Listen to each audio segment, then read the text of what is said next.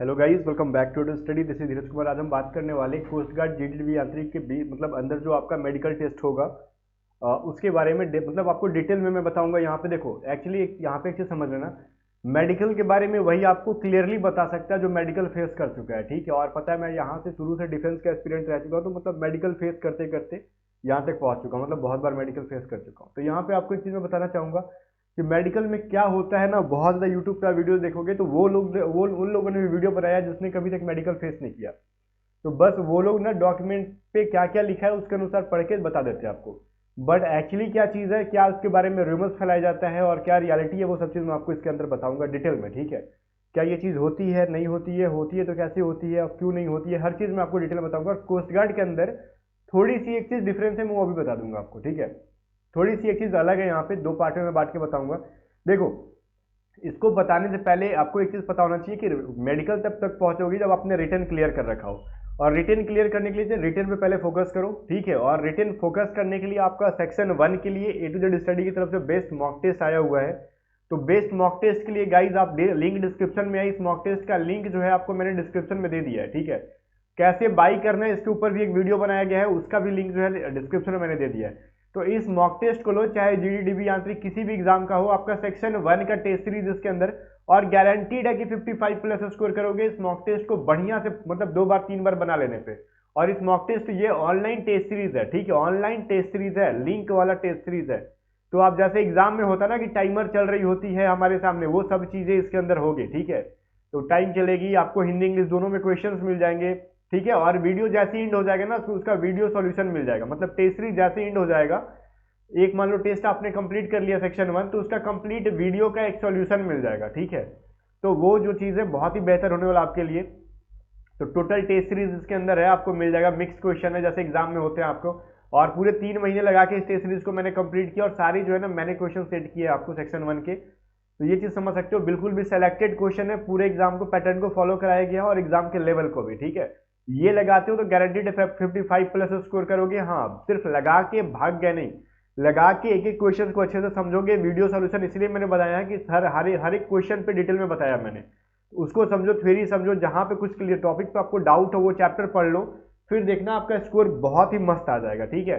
और इसका link description में आप बाई कर सकते हो अपने यूपीआई के थ्रू, मतलब गूगल पे, फोन पे, पेटीएम जो भी आप उसके थ्रू यूज कर सकते हो, एटीएम के थ्रू भी कार्ड बाई कर सकते हो, हर सुविधा मैंने इसके अंदर आपको दे दिया है। तो लिंक डिस्क्रिप्शन में जाके बाई करो, टेस्ट सीरीज लगाओ। फिलहाल यहाँ पे मैं बताऊंगा आपको कोस्ट गार्ड के अंदर क्या थोड़ा सा डिफरेंट है। देखो, एक चीज ना मैं आपको बता रहा हूँ कि देखो, इनके अंदर 2 टेस्ट होते हैं। ये चीज कहा जाता है ना, हल्ला किया जाता है कि भाई कोस्ट गार्ड के अंदर 2 मेडिकल टेस्ट लेते हैं, एक इनिशियल मेडिकल टेस्ट और दूसरा फाइनल मेडिकल टेस्ट। भाऊ एक चीज समझो, ये हल्ला जो कर रहे हो ना आप लोग, जो मतलब बाकी यूट्यूबर्स के लिए है कि आपने कभी मेडिकल दिया नहीं है। मेडिकल हर एक जितना भी डिफेंस है, पैरामिलिट्रीज है, मिलिट्री है, सबके अंदर 2 बार मेडिकल होता है, एक इनिशियल एक फाइनल।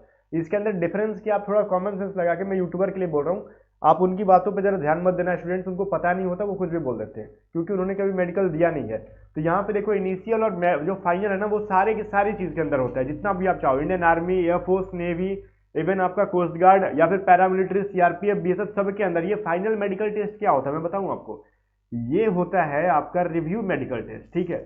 अब फाइनल मेडिकल टेस्ट के देखो, पहला इनिशियल मेडिकल टेस्ट के अंदर वो डिटेल मेडिकल टेस्ट लेते हैं। डिटेल मतलब आपके बॉडी के हर एक पार्ट को चेक करेंगे वो लोग। अब फाइनल मेडिकल टेस्ट के अंदर ना एक चीज समझ लो, वो रिव्यू मेडिकल टेस्ट लेते हैं, ओवरव्यू लेते हैं। अब वहां पे आपका ब्लड टेस्ट नहीं करेंगे, ठीक है, वहां पे आपका वो नहीं करेंगे, क्या बोलते हैं, अब यहाँ पे एक्सरे वगैरह मतलब नहीं करने लगेंगे, ईसीजी नहीं करने लगेंगे, ये सभी चीजों को नहीं। ओवरव्यू देखेंगे, आपने कहीं हाथ पैर तोड़वा के नहीं आ गए, 14 डेंटल पॉइंट जो थे वो नहीं, ऐसा नहीं कि दांत मुंह के तोड़वा के आ गए हो, ठीक है। अब कहीं पे ऐसा नहीं कि मतलब बहुत ज्यादा डैमेज लेके आ गए हो, कोई मतलब भारी बीमारी लेके पहुंच गए हो, नाक मुंह तोड़ो, समझ गए ना, ये सभी चीजें वो लोग चेक करते हैं। अपनी आंख खराब करके तो नहीं आ गए हो, तो ये आंख वगैरह चेक कर लेंगे।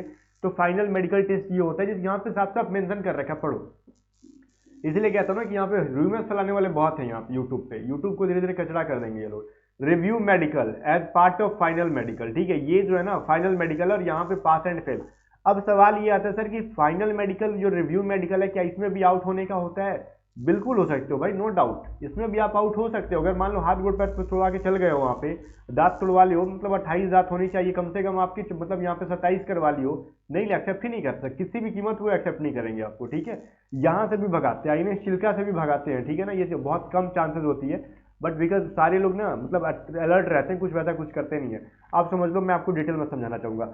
सबसे पहले क्या होता है, ये कंडीशन है ना कि 2 बार मतलब यहाँ पे क्या एक चीज़ रियलिटी है, देखो मेडिकल जो है ना, इनिशियल मेडिकल टेस्ट, तो यहाँ पे क्या डिफरेंस है कोस्ट गार्ड में और बाकी में, मैंने ये चीज़ आपको समझाया नहीं, अच्छे से समझ लो। देखो ये चीज़ क्या है ना कि देखो एक चीज़ इसके अंदर है कि the validity of initial medical test is up to 6 month. जैसे बोलते हैं ना कि जियो का रिचार्ज करा लो 3 महीने का, 3 महीने के बाद मतलब उसका वैलिडिटी खत्म हो गया, इनका भी वही है। इनिशियल मेडिकल टेस्ट एक बार रिचार्ज करा लो, 6 महीने के अंदर आप अगर मतलब आपका जो है ना ये बोल देते हैं, अगर वो लोग ज्वाइनिंग करा रहे हैं ना आपका, ठीक है, तो फिर चलो ठीक है, मतलब 6 आपका जो मान लो इनिशियल मेडिकल टेस्ट आज हो गया और आज के 6 महीने के अंदर आपकी ज्वाइनिंग करा दे रहे हैं वो लोग, तो इनिशियल मेडिकल टेस्ट आपका वैलिड माना जाएगा। अगर गाइस जहां इनिशियल मेडिकल टेस्ट 6 महीने प्लस हो गया, कहाँ 7 महीने के बाद आपका फाइनल मेडिकल टेस्ट ले रहे हैं, तो वो वैलिडिटी खत्म भैया, आपको फिर से जाना पड़ेगा इनिशियल मेडिकल टेस्ट के अंदर। देखो क्या है ना कि the candidate will be required to undergo another initial medical test examination if the requirement process is delay. अगर रिक्वायरमेंट प्रोसेस डिले हो जाता है किसी भी रीजन से, कोरोना से, लॉकडाउन से, किसी भी रीजन से, तो फिर उनको फिर से इनिशियल मेडिकल टेस्ट के अंदर घुस जाना पड़ेगा, 6 महीने से ज्यादा लेट हो। तो यही डिफरेंस है यहाँ पे, ठीक है। इनका एक वैलिडिटी है, लाइक आपका जैसे जियो का रिचार्ज होता है कि हमने एक बार रिचार्ज कर दिया 6 महीने, जहां 6 महीने क्रॉस करोगे फिर से रिचार्ज करने लगेगा आपको उठा के, ठीक है। तो ये चीज़ है, बाकी कोई बहुत ज़्यादा डिफरेंट चीज़ नहीं है। तो समझ गए। अब देखो यहाँ पे अब ओवरव्यू मैंने बता दिया आपको।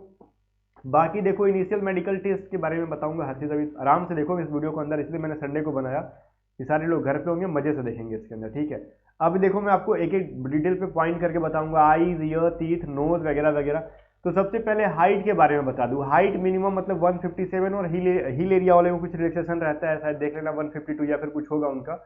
और आपकी जो है ना मेन हाइट है, ठीक है, हाइट आपका 157 मतलब नॉर्मली आपको इतना होना चाहिए हिल एरिया वाले को छोड़ के, ठीक है। तो हाइट आपका इतना चाहिए। सर वेट कितना होना चाहिए, देखो वेट का उनका कुछ ना फिक्स डेटा नहीं है कि आप 55 प्लस, मतलब देखो हाइट के प्रोपोर्शनल होनी चाहिए। अगर मिनिमम से आपको तो 157 है तो इतना होना चाहिए। अब इससे ज्यादा हाइट है किसी का, लाइक 6 प्लस है, 6 फीट है, 6 फीट प्लस है, तो वो हाइट के प्रोपोर्शनल में आपको लेते हैं, प्लस माइनस 5 या 10 केजी लेते हैं, ठीक है। तो वेट के अंदर मतलब ना के बराबर बच्चे छटते हैं, तो वेट का टेंशन ना ही लो आप, ठीक है ना। ओवर वेट में हो सकते हो लेकिन अंडर वेट में कुछ नहीं छटोगे। अंडर वेट वो एक्सेप्ट कर लेते हैं क्योंकि उनको पास पता है, उनको पता है ना यहाँ पे कि अगर आपके पास हड्डियां लेके जा रहे हो तो मांस बढ़ा देंगे ऊपर से, ठीक है, खिला पिला के एक्सरसाइज करा के। अगर ओवर वेट जा रहे हो तो आपके अंदर कैपेसिटी कम है, आप कामचोर हो, इसका मतलब वही समझेंगे ना, आप ओवर वेट जा रहे हो तो कामचोर हो, आपने रनिंग वगैरह की नहीं है, वेट कम किया नहीं, पहुंच गया मुँह लेके वहां पे। तो ओवर वेट वालों को थोड़ा सा लफड़ा होता है। लेकिन अंडर वेट अब ऐसा नहीं कि आपकी हाइट है 6 फीट और केजी आप कितना है भाई, आपकी मतलब 50 केजी के हो, मतलब क्या है, मतलब हवा आएगा तो उड़ जाओगे, तो फिर ऐसा भी नहीं होना चाहिए, ठीक है। तो ये सब चीजें हैं, मतलब हाइट वेट में ना के बराबर लोग छटते हैं, ओवर वेट मत होने देना, ठीक है। और एक मैं आपको चलो कम्युनिटी में आपको मैं हाइट का, एक हाइट और वेट का ना मैं डाल दूंगा यूट्यूब पे और टेलीग्राम पे, तो टेलीग्राम चैनल को ज्वाइन कर लेना। टेलीग्राम चैनल पे मैं डाल दूंगा हाइट को, मतलब कितने हाइट वाले को कितना वेट होना चाहिए। 5 kilometre 6 kilo sorry 5 KG 6 KG ऊपर नीचे ले लेते हैं ऐसे, तो वो लिखा जाता है 10 KG plus minus, but 10 KG हर जगह एक्सेप्ट नहीं करता, सब डॉक्टर एक जैसा नहीं होता है, तो 5 केजी इधर उधर ले लेते हैं वो लोग कम से कम, ठीक है। चलो ये तो ओवरव्यू हो गया, कहानी खत्म। अभी सर देखो स्टार्ट करेंगे मेनली आपकी आईज से, ठीक है। आईज में क्या चेक करेंगे, आपको ना आई के अंदर देखो क्या चेक करते हैं, वो एक आई चार्ट पढ़वाएंगे आपसे, ठीक है, कुछ लिखा रहेगा, ठीक है, ऐसे ऐसे करके, मतलब उस पर रहेगा कोई 6x6 है, फिर 6x, मतलब समझ रहे हो ना, 6x9, 6x5 ऐसे करके 6x12 ऐसे रहता है नंबर, ठीक है। आई चार्ट पढ़वाएंगे आपको। अगर जो आपकी बेटर आई 6x6 होनी चाहिए विदाउट ग्लास, में सब समझाऊंगा यहाँ पे, समझो क्या है, जो खराब आई है वो 6x9। अब ऐसा कंडीशन है गाइस, यहाँ पे एक चीज कंडीशन होता है कि दो आंखें होती हैं, उसमें से एक आंख आपका 6x6 होना जरूरी है और एक 6x9 हो तो चलेगा, अब इससे खराब नहीं होना चाहिए। ऐसे तो 6x6 दोनों होनी चाहिए, बट अगर खराब कोई एक आंख है भी तो वो कम से कम मतलब 6x9 होनी चाहिए, इससे ज्यादा खराब नहीं होनी चाहिए। अब कंडीशन है इसमें भी, अब ऐसा नहीं, अगर आप राइट हैंड यूज करते हो, ध्यान से सुनना, अगर आप राइट हैंड यूज करते हो तो आपकी राइट आई 6x6 होनी चाहिए, राइट हैंड हो। और राइट आई जो है ना विदाउट ग्लास अगर 6x9 है तो फिर कहानी खत्म आपकी वहीं पे, ठीक है, वो एक्सेप्टेड नहीं है बच्चे। विदाउट ग्लास आपकी अगर राइट हैंड है 6x6 और मतलब राइट हैंड यूज करते हो और राइट आई आपकी 6x9 है तो कहानी खत्म मेडिकल, या बाकी डॉक्टर पे डिपेंड करता है, बट चांसेस आई में वो लोग रिस्क नहीं लेते हैं, ठीक है। सारा खेल आई पे ही है तो वो आई पे रिस्क नहीं लेते हैं, ठीक है ना। अब देखो कुछ लोग होते हैं मतलब चार्ट वाट याद करके चले जाते हैं तो पार हो जाते हैं, वो बात अलग है। तो अब ये जो आप मान लो आप राइट हैंड हो, अगर लेफ्ट आई आपका ना 6x9 है तो चलेगा, अब सवाल इस पर मत कुछ पूछना, ठीक है ना, क्योंकि मैंने ऑलरेडी बता दिया। अगर आप राइट हैंड यूज करते हो और राइट आई आपका 6/6 होना चाहिए, लेफ्ट आई आपका 6/9 भी हुआ तो चलेगा। अगर आप लेफ्ट हैंड यूज करते हो तो आपका लेफ्ट आई 6/6 और राइट आई क्या होना चाहिए आपका 6/9 भी हुआ तो चलेगा। जस्ट उल्टा, मतलब मतलब दाहिने हाथ से काम करते हो तो राइट आई आपका परफेक्ट होना चाहिए, बेटर होना चाहिए। खराब जो हुआ थोड़ा सा 6/9 हुआ और लेफ्ट होना चाहिए। लेफ्ट हैंड से यूज करते हो तो लेफ्ट आई आपका 6/6 और राइट 6/9 हुआ तो चलेगा। आप समझ गए। अब ये पे विथ ग्लासेस क्या है, अगर चश्मा पहनाते हैं आपको तो मतलब चश्मा पहनाने के कंडीशन में दोनों आंखें आपके 6/6 हो जानी चाहिए। जो एक आंख खराब भी है वो 6/6 आपकी होनी चाहिए। ऐसा नहीं कि 6/9 के 6/9 ही रह जाए चश्मा पे, नहीं काम चलेगा। ठीक है, वो मतलब ये कंडीशन तो देंगे नहीं, क्योंकि इसी को पता चल जाता है। अगर मान लो आपका चश्मा मतलब नहीं पहना है, विदाउट चश्मा किसी का मतलब वो 6 मतलब समझ लो ना 6/9 भी नहीं पढ़ पा रहा है वो, तो फिर लोचा है। ठीक है, तो 6 मतलब समझ लो बहुत लोग होते हैं ऐसे पहुंच जाते हैं जो नहीं दिखता है उनको, तो समझ अपनी आंखों को चेक करा लेना डॉक्टर से एक बार। तो आई में मतलब आप तो यंग हो तो आपकी खराबी नहीं होनी चाहिए। मोबाइल कम यूज किया करो, मोबाइल यूज भी करते हो तो आप थोड़ी सी मतलब ये जो होता है ना येलो कलर का जो क्या होता है लाइट होता है, ठीक है ना, ब्लू रेज से बचने वाली आप या तो ग्लासेज यूज किया करो घर पे चश्मे, या फिर उसका कुछ ऐप डाउनलोड कर लिया करो आईज प्रोटेक्ट वाली। ठीक है, तो मतलब फायदे हो जाती है। अब यहाँ पे आईज का कुछ ये सीन था, मैंने आपको बता दिया। अब देखो इसके बाद ये आपकी चार्ट पढ़वाएंगे। इसके बाद आंखों की पुतलियों को पलक क्या बोलते हैं, वो जो होता है ना इधर उधर, ये गोल की जो गोल होती है, इसको इधर उधर घुमवा के देख लेते हैं और टॉर्च वॉर्च डरा के उसके अंदर देख लेते हैं कोई मतलब और भी कुछ डिजीज तो नहीं है आई में, तो वो लोग पकड़ लेते हैं डॉक्टर जो होते हैं। ठीक है, और कुछ हुआ कुछ तो मतलब आई जो ब्लैक वाली होती है वो रोटेट करा के देखते हैं। जनरली इसमें कोई नहीं छड़ता है। ठीक है, आई सबका ठीक ही होता है। वो एक जैसे मतलब दोनों रोटेट कर रहे हैं कि नहीं।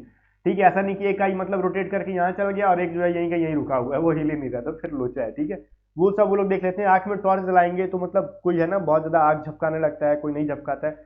तो इसमें अगर आप डर रहे हो ना कि लाइट आ रही है बहुत ज्यादा आग झपका रहे हैं, तो ये सब अपने खुद से मत सोचो, वो डॉक्टर समझ लेंगे। यहाँ पे कोई छट्टा नहीं है, बशर्ते कि आपकी आई जनरली इतनी होनी चाहिए। ठीक है, इस लेवल पे है तो आंख आपकी लगभग ठीक है। और वो जो ब्लैक वाली है घुमा के देख लेना सही से घूमती हो तो। अब आइज की तो कहानी खत्म। ठीक है, अब जनरली यहाँ पे अब एक चीज हाँ कुछ लोग कहते हैं ना सर आई खराब है, PRK करवा के चल जाए, लैसिक सर्जरी करा के चल जाए, बाकी अलग अलग कुछ सर्जरी आती है करा के चल जाए। देखो कम से कम करा भी रहे, और अगर आंख बहुत खराब है ना, अगर आंख बहुत खराब है तो 6 महीने पहले करा लेना। 3 महीने तो जनरली 3 महीने होते हैं, 3-4 महीने पहले करा लेना, 6 महीने नहीं, 3-4 महीने, नहीं तो फिर वो पकड़ लेते हैं। ठीक है, अगर वो पकड़ लिए ना कि आपने कोई भी सर्जरी कराया है, अगर उनसे पकड़ा गया ये चीज, ठीक है ध्यान से सुन लेना, उनसे पकड़ा गया वो चीज हील नहीं कर पाया, क्योंकि आपको पता है ना सर्जरी कराने के बाद हीलिंग करने में टाइम लगता है, वो हील नहीं कर पाया आपकी आई, वो पता कर पाए, डॉक्टर पता कर लिया ना कि आपने PRK कराया है, लैसिक सर्जरी या फिर कोई सर्जरी करा के गए हो, तो भाई वहीं पे परमानेंट रिजेक्शन दे देंगे आपको, छाट के भगा देंगे वहां से, कोई मतलब एक्सेप्टेड नहीं हो पाओगे आप। तो आइज का खेल था, मैंने क्लियर कर दिया, आइज के ऊपर डिटेल में बता दिया क्या क्या चीजें होती हैं, कोई डाउट नहीं होगा। ईयर्स के ऊपर वही बहुत ज्यादा हेवी मतलब काम नहीं करते। जनरली एक देखो टॉर्च जलाएंगे, टॉर्च जला के आपकी आंख देख मतलब कान देखते हैं, कान का जो चदरा होता है ना वो देखते हैं कहीं फटा उटा तो नहीं ना आपका। आपसे बात करेंगे वो नॉर्मली आप सुन ले रहे हो, ठीक है समझ जाते हैं, डॉक्टर बहुत ज्यादा एक्सपीरियंस होता है उनके पास, हमारे मतलब ये प्राइवेट हॉस्पिटल और नहीं है कि नाक में और आंख में घुसा घुसा कुछ देखेंगे। वो जनरली कान के अंदर वो देखो कब घुसाते हैं, देखो कोई मशीन वशीन जब आपने वैक्स मतलब कान की गंदगी साफ करा के नहीं गई है, तो या तो वो आपको क्या बोलते हैं रीमेडिकल दे देंगे, और डॉक्टर अच्छा हुआ तो मशीन से चेक करके पता कर लेते हैं आपकी कान ठीक है कि नहीं। अगर कान जो क्लियर है ना तो वो लोग टॉर्च से ही पता कर लेते हैं कि आपकी कान ठीक है, आपसे बात कर लेंगे थोड़ा सा, आप सुन रहे हो अच्छे से तो समझ जाते हैं वो लोग। डॉक्टर के पास काफी एक्सपीरियंस होता है, क्योंकि मेरी ये सब चीजें मैंने कर रखी है तो मुझे पता है। अब तीथ में क्या होना चाहिए सर, तीथ में देखो, तीथ में 14 डेंटल पॉइंट वो लोग खोजते हैं, मतलब आपकी 14 × 28 दांत होनी चाहिए। ठीक है, 28 दांत होनी चाहिए, 14 नीचे 14 ऊपर। ठीक है, तो ये 28 दांत का खेल है, और जो है ना तीथ आपकी ना कैविटीज वगैरह नहीं होनी चाहिए। ये दांत वो सड़ा के पहुंच जाओगे तो फिर कहानी खराब है। दांत में कहीं बहुत मतलब थोड़ी बहुत गंदगी भी लगी है तो साफ करा के चले जाना। अब उस कंडीशन में ऐसा नहीं कि दांत मुंह छिलवा के चले जाना, तो मतलब कुछ पहले साफ कराना मेडिकल से 10 दिन पहले कि दांत साफ रहे। अब दांत हल्का हल्का येलो है तो चलेगा, उससे कोई दिक्कत नहीं है। वो ब्लैक ब्लैक पॉइंट बना होता है दांत में, वो सभी चीजें जरा साफ करा लेना। ठीक है, और कान वगैरह सब कुछ साफ कर लेना आप लोग, कैविटी नहीं होनी चाहिए। नोज में सर क्या चेक करते हैं, नाक के अंदर उंगली घुसा के तो चेक करेंगे नहीं आपकी। ठीक है, वो करेंगे क्या, जनरली DNS चेक करते हैं। अब नाक की हड्डी किसी किसी का देखो, मान लो ये नाक बनता कैसे है भाई, ये नाक मान लो ऐसे होता है ना आपका, तो ये जो बीच की जो हड्डी होती है ना, ये किसी किसी के ऐसे मान लो बीच में जो है ना हल्का मुड़ जाती है, ये नाक के अंदर की जो हड्डी होती है बीच में मुड़ जाती है, तो इसको DNS कहते हैं। अब इससे दिक्कत क्या होता है ना, लोगों को हमेशा जुकाम बना रहता है, हमेशा जुकाम, ये नाक जाम रहता है। ठीक है, तो वही चीज प्रॉब्लम होती है डिफेंस के अंदर। देखो जनरली देखो, अब ये नोज जो है ना, ये सारी आपकी किस्मत और डॉक्टर के ऊपर डिपेंड करता है। क्योंकि मैंने मेरे यहाँ एरिया में है जिसका नाक की जो हड्डी आ गई में थोड़ी सी ऐसे टेढ़ी है, ठीक है, वो सामने से बंदा पता चल जाता है कि नाक टेढ़ी है, बट वो एयरफोर्स ज्वाइन कर चुका है। तो ये डॉक्टर है, वो डॉक्टर ज़्यादा ठीक है तो चलो पास कर देता है, नहीं तो फिर उल्टी खोपड़ी के डॉक्टर मिलते हैं तो पकड़ पकड़ के निकालते हैं, ठीक है। वो डीएनएस जो अगर माइल्ड डीएनएस है, मतलब ज़्यादा डीएनएस है ना तो फिर प्रॉब्लम है, मिल्ड डीएनएस है, कम डीएनएस है तो चल जाता है। वो आपसे सांस लेने को बोलेंगे, आप दोनों नाक से एक नाक बंद करके एक से अच्छा से सांस ले रहे हो, आपको जुकाम उकाम नहीं है तो पार भी कर देते हैं, ठीक है। इसके अंदर बहुत ज़्यादा कुछ लफड़ा है नहीं नोज का, खाली खुलेआम दिखना नहीं चाहिए आपकी नाक जो ऐसे ऐसे है तो फिर प्रॉब्लम होगी। नाक की हड्डी जो ऐसे से टेढ़ी नहीं होनी चाहिए, तो ऐसे से टेढ़ी नहीं होती है, बस जरा से घूम जाती है किसी की तो वो होगी। और ऊपर से नाक छू के देख रहे हो, आपको लग रही है ना कि नाक टेढ़ी आपको खुद से, तो उससे मत समझ लेना कि मेरी नाक टेढ़ी है, तो फिर प्रॉब्लम है। अपने आप डॉक्टर मत बन जाना, ठीक है। वो डीएनएस चेक करते हैं, वो लोग खुद समझ जाते हैं। आपको बराबर जुकाम नहीं रहता है ना तो समझो आपको कोई डीएनएस का प्रॉब्लम नहीं है। डीएनएस वाले को ना हमेशा छींक दिन भर आते रहेगा, दिन भर जुकाम रहेगा तो फिर उनको प्रॉब्लम है। तो ये चीज़ क्लियर हो गया, स्टेप बाय स्टेप मैंने बता दिया। बाकी अगर फिर भी आपको कोई डाउट लगता है तो अपने से डॉक्टर बन के यूट्यूब पे मतलब वीडियो देख के कोई इलाज मत करा लेना, खुद से मत करने लगना बैठ के, नहीं तो फिर बिना रोग का रोग हो जाएगा। आप जाके डॉक्टर से सलाह लेना, ठीक है, और अच्छे डॉक्टर से। अब यहाँ पे देखो, ये तो ऊपर हेड का हो गया, इसके ज़्यादा कुछ करेंगे नहीं, बाल वाल से कोई मतलब है नहीं, ठीक है, कि बाल हेयर स्टाइल कैसा होना चाहिए सब कुछ नहीं, बाल छोटे छोटे करा के चले जाना।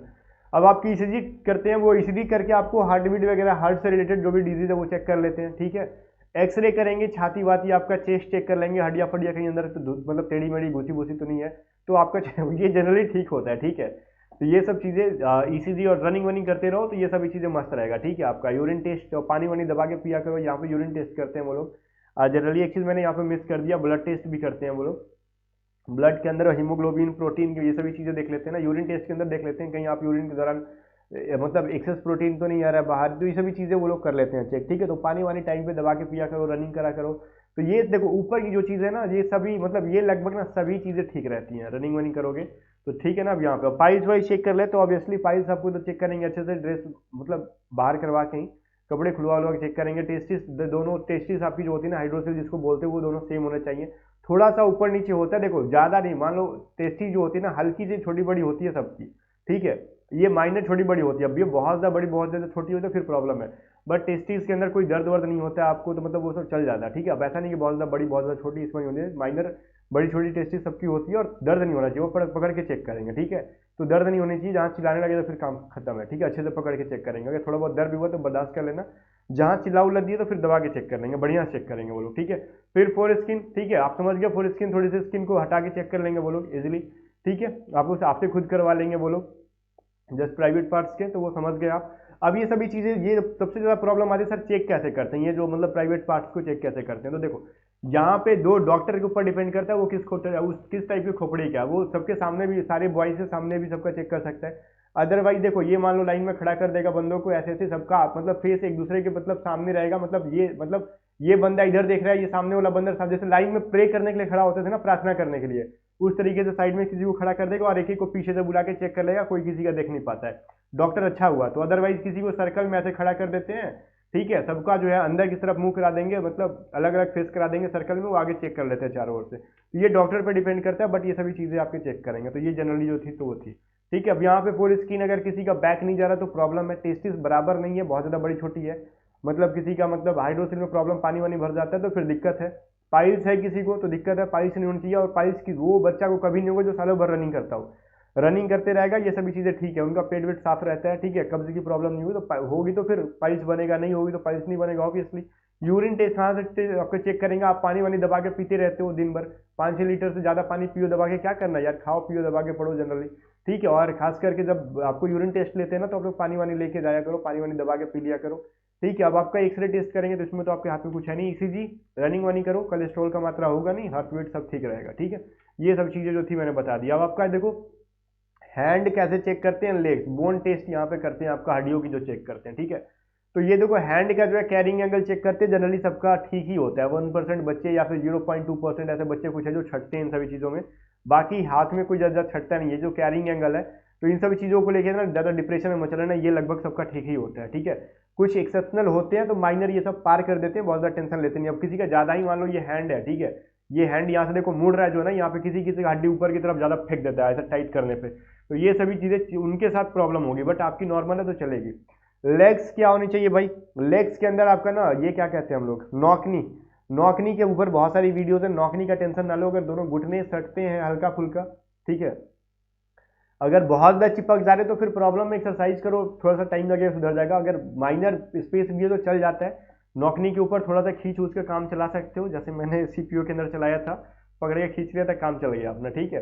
तो ये था। अब इसके अलावा कुछ फिंगर्स को लेके प्रॉब्लम में होता है। देखो फिंगर्स के ऊपर बहुत ज़्यादा टेंशन ना लो। फिंगर्स, हाथ की फिंगर्स जो होती है ना, उसके ऊपर क्या करते हैं जनरली, देखो मैं बताता हूँ आपको, कोई चीज़ पकड़वाएंगे, बोलेंगे पकड़ के दबाओ इसको जोर से, आप दबाते हो, उनको अगर कोई डाउट लगा कि आप नहीं दबा पा रहे हो अच्छे से, तो बोलेंगे ना कि मेरी उंगली को पकड़ के दबाओ, मेरे हाथ को पकड़ के दबाओ, तो वो फिंगर के अंदर आपका फिंगर चार मतलब ये काम ठीक से करता है कि नहीं, फिंगर्स के पांचों फिंगर्स के अंदर जान ठीक है कि नहीं, ऐसा तो नहीं कोई फिंगर डैमेज है आपका इंटरनली, वो उसके अंदर जान नहीं है, गोली वोली चलाना पड़े तो नहीं चला पाए, तो वो सभी चीज़ें जनरली चेक कर लेते हैं। वैसे ही हाथ उससे पकड़ के बोलेंगे मेरा चारों पांचों उंगली पकड़ के खींच तू, तो खींच लेगा आराम से, ठीक है। वही पैर के फिंगर्स के ऊपर कहोगे कि नेल्स खराब है, ये वो मतलब उंगली टेढ़ा उड़ा है, तो उन सब में प्रॉब्लम्स है, ठीक है।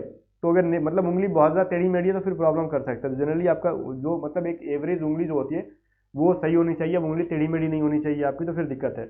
अब यहाँ पे वेरिकोज वेन चेक कर लेते हैं, मतलब आपकी जो पैरों के पीछे देखना, जो पैर होते हैं ना, लेग्स होते हैं जो आपके ये, तो यहाँ पे जो पैर में जो वेन होते हैं वो गुच्छा गुच्छा बन जाते हैं, गुच्छा गुच्छा किसी किसी के।